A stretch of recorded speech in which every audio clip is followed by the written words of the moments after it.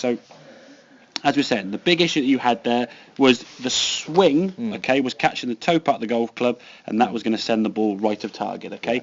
What you then did to compensate for that, if we look at the club face there, we would turn the club face and aim the club face way left, okay? And if we sort of add those two up, two wrongs can make a right. You can aim it way left and catch the golf ball off the toe and it goes way right.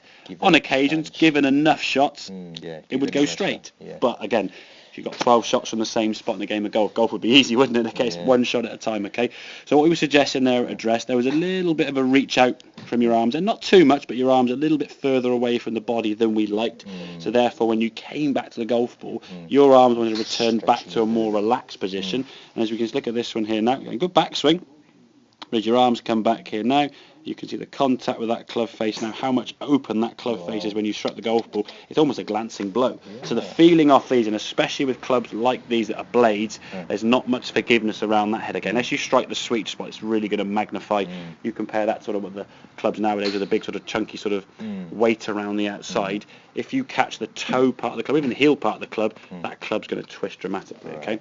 So by being a little bit more relaxed over the golf ball, you're basically making a similar sort of swing to what you were before, but now you're able to find the sweet spot a lot more. If we look at the club face now, that club, look at the difference in that club face in comparison to that contact. So that golf ball now is firing towards target.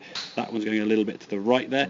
And your club face, okay, that club face there is perfectly straight, you see. That's 90 degrees, that club face is over there.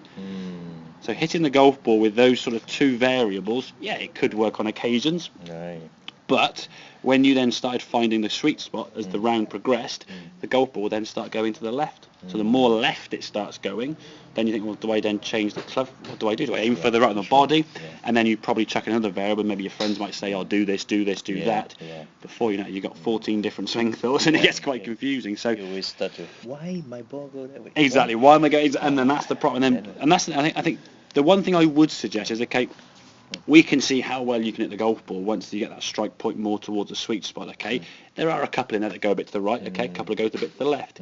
If we hit a bad shot, don't question it every time and go, why did it go offline? Sometimes, just put it down to human error, it's a bad shot. There'll be times that you've done anything, I mean, in your day-to-day job, things you've done all your life that you're really good at, you might make the odd mistake. I mean, when we're driving a car, for example, we've been driving for years, every now and then we might stall it, or every now and then you might, when you try and reverse into a car parking space, just misjudge it, I'll do it again. Do we then suddenly panic, oh, I can't drive? You go, oh, what a plonker, and we'll do it again. So if we hit a golf ball that goes offline, don't question it, because if we question every non-perfect shot, you'll be questioning your golf swing for the whole round of golf, and then by about hole 10, 11, 12, you're in a mental breakdown. So just get yourself aiming the club face to target, or at least I would say for you, if that green line is target, okay, if I put that a second, if that is your target line, I would accept aiming the club sort of left side of the fairway. If you're aiming it over there, it's just too extreme, and if you get it wrong, the ball will just go there, and if you're relying on a miss-hit shot and get over there, so it's just too much, too many variables going either side that could result in big left or big right. And I say a two-way miss is tough to aim.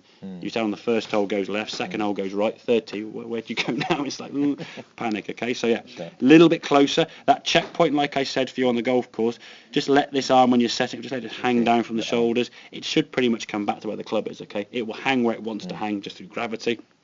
If you're reaching out a little bit for it, you're then forced to then reach the club back to the golf ball.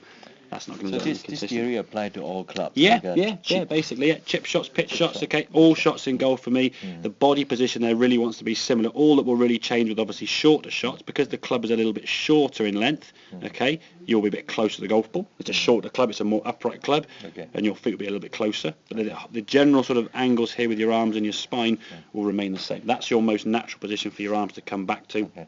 Whatever shot you're doing with any sort of iron or wood. Putting's a little bit different, there's a slight sort of variation to that, but any sort of short shots or long shots with drivers or woods, it'll be the same position, Does that make sense, Yes. Good stuff. Right, have a couple more then, and then we'll